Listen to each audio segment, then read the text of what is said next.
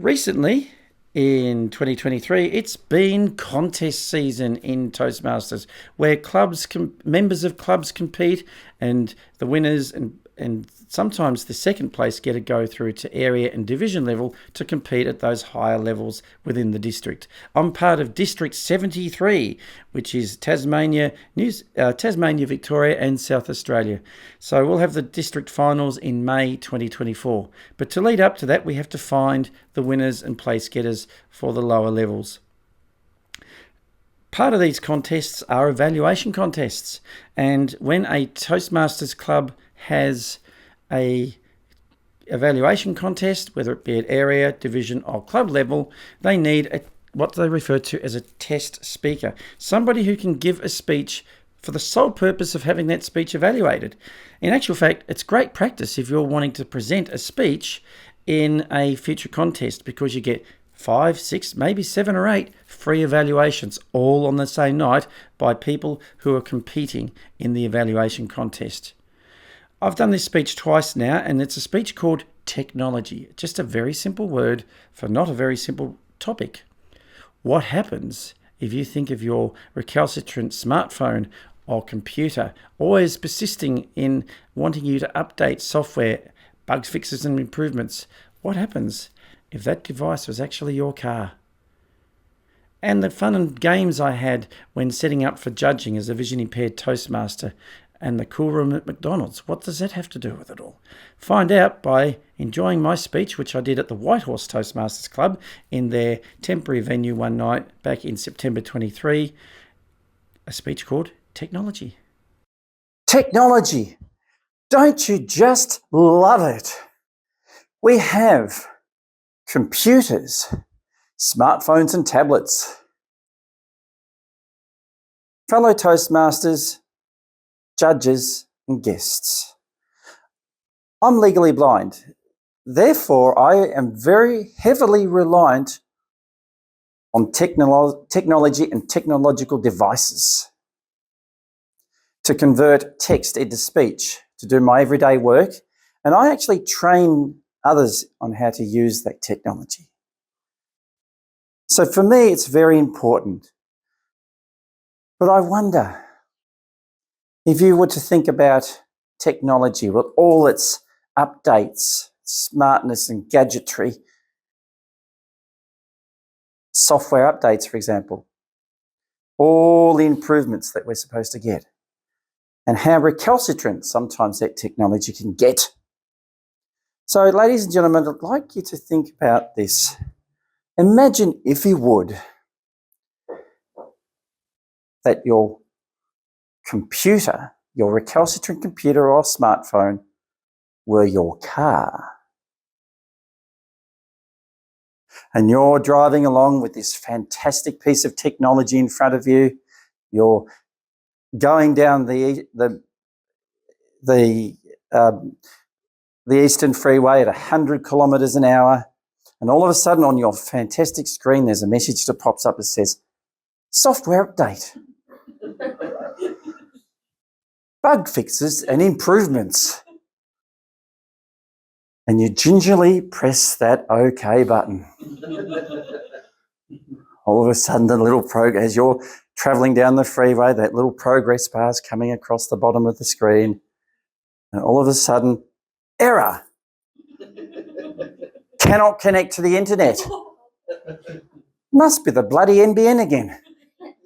And then so your car, you're screaming along, shutter, shutter, shutter, shutter, shutter, because it's the engine management system that's getting updated.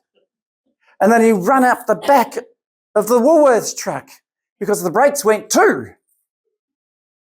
And the poor Woolworths truck driver's mucking about with his CRM, trying to work out whether these certain products he's got on board were for Mrs. McGillicuddy or another lady down the road. You don't know who. And what about those apples he's got on board? Are they for Mrs. Granny Smith or her grandson, Jonathan? Meanwhile, you're jammed up against the back of this Woolworths car, and you look around and you realise your car ranked number 3 in a 10-car pile-up on the Eastern Freeway. And then you look up outside your side door only to see, looking straight down the lens of a camera crew who's turned up to film a AAMI commercial. Remember that? The 10-car pile-up? Lucky you're with Amy. Hope you paid your premium. So for me, being vision impaired, I have my own personal little 10-car pile-ups myself. And recently I was asked to judge at these Toastmaster contests that we've been having all around the division. Sure, I thought. So how am I going to do this? Because I cannot read or write on paper. Paper is completely, for me, inaccessible. But I discovered that the judging ballots are fillable PDF files. But of course, I've got to use my technology that turns text into speech. So here we go. I get there the first night. I'm sitting at home before my first contest that I could judge in many, many years. And I'm testing and I'm pretending to put in names, and I'm using the tab key to tab through all of this stuff, down the columns to make sure that I've got the right person with the right number. And I'm testing, and I used to tell my Cisco students, test, test, and test.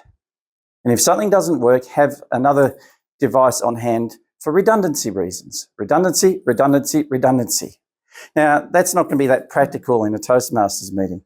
And of course, it's almost time to go, but I needed to have dinner. So I thought, okay, well, I've still got to test because I've got to be confident. I've got to be fair to these contestants. So, okay, I'm testing. So what do? I grab my trusty iPhone. Uber Eats. Look. Oh, it's supposed to show you Uber Eats. Technology failing again. A meal in the palm of your hand. There it is. It came up. So here we go. Uber Eats. What am I going to have? Something eat Macca's will do. Macca's Ringwood. That's fine. It's easy. It's quick and convenient. Every time I get McDonald's from Ringwood on Uber Eats, for some reason, they put it in the cool room. It's always cold. At least it's consistent. So here I am, munching away on my cold dinner and testing this technology, and it worked. And I'm breathing a sigh of relief. So Eleanor comes to take me to the first contest that I've judged in many years, and I'm sitting there during the judges' briefing, doing even more, you guessed it, testing. Until a message pops up, Adobe, log on to your account. Oh, great, okay, I've just changed the password on this. I hope it works. Oh, then it wanted me to grab the iPhone again and run the Adobe Authenticator app. Okay, great, testing, yes. Breathe, sigh of relief. Now the contest starts. Beautiful. First contestant does their speech, the second contestant, so on and so forth. And it came time to fill in that part on the bottom of the form that's for first, second place getter. I put the first place getter in, second one in, third one, nothing happened. Message pops up, says, Adobe crash report. Crikey. I thought I'd heard the last from those guys when they wanted me to log on. So I eventually got it to work and I sent it through to Eleanor, and she didn't receive it by email. So fortunately, a redundant system came in, and Eleanor came with her trusty phone and photographed my place getters. So for me, technology doesn't always work, and that was a little bit like my 10-car pile-up. But at least I can say that, honestly, that particular week, the thing that was reliably working for me was the computer equipment that drives the cool room at McDonald's Ringwood. And that was technology, which I presented at the White Horse Toastmasters Club in September at their club evaluation contest. Thanks for watching.